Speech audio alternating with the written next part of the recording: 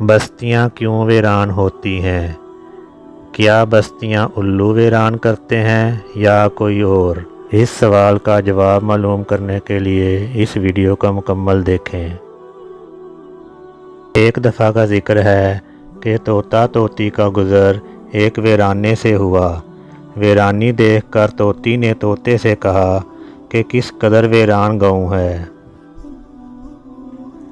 तोते ने कहा कि लगता है यहाँ से किसी उल्लू का गुज़र हुआ है। जिस वक्त तोता तोती बातें कर रहे थे, ऐन उसी वक्त एक उल्लू का भी वहाँ से गुज़र हुआ। उसने तोते की बात सुनी और वहाँ रुक कर उनसे मुखातब होकर बोला, तुम लोग इस गांव में मुसाफिर लगते हो। आज रात तुम लोग मेरे मेहमान बन जाओ और मेरे साथ खाना खाओ। उल्लू की मोहब्बत भरी दावत से तोते का जोड़ा इनकार ना कर सका और उन्होंने उल्लू की दावत कबूल कर ली और उसके साथ चल दिए। खाना खाकर जब उन्होंने रुखसत होने की इजाज़त चाही तो उल्लू ने तोती का हाथ पकड़ लिया और कहा कि तुम कहाँ जा रही हो? तोती परेशान होकर बोली कि ये भी कोई पूछने की बात है, मैं अपने खावंद के साथ वापस जा रही हूँ।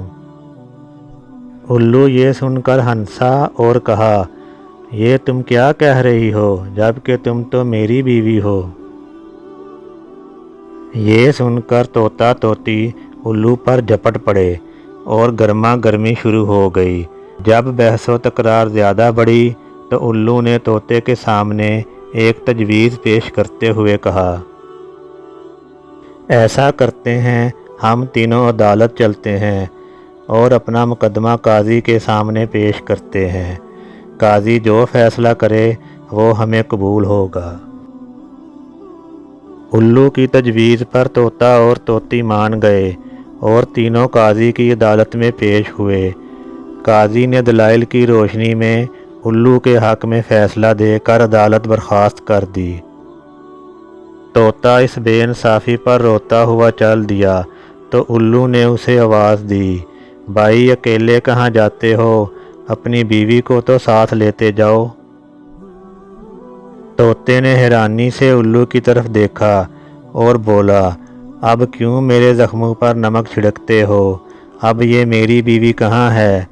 अदालत ने तो इसे तुम्हारी बीवी करार दे दिया है। उल्लू तोते की बात सुनकर नरमी से बोला, नहीं दोस्त, ये तोती मेरी नहीं बल्कि तुम्हारी ही बीवी है। मैं तो तुम्हें सिर्फ ये बताना चाहता था कि बस्तियाँ उल्लू वीरान नहीं करते। बस्तियाँ तब वीरान होती हैं जब इनसे इंसाफ उठ जाता है। उम्मीद है आपको ये मोरल स्टोरी अच्छी लगी होगी। इस तरह की मज़ीद वीडियोस देखने के लिए इस चैनल को सब्सक्राइब कर दें और बेल आइकन को दबा दें। शुक्रिया।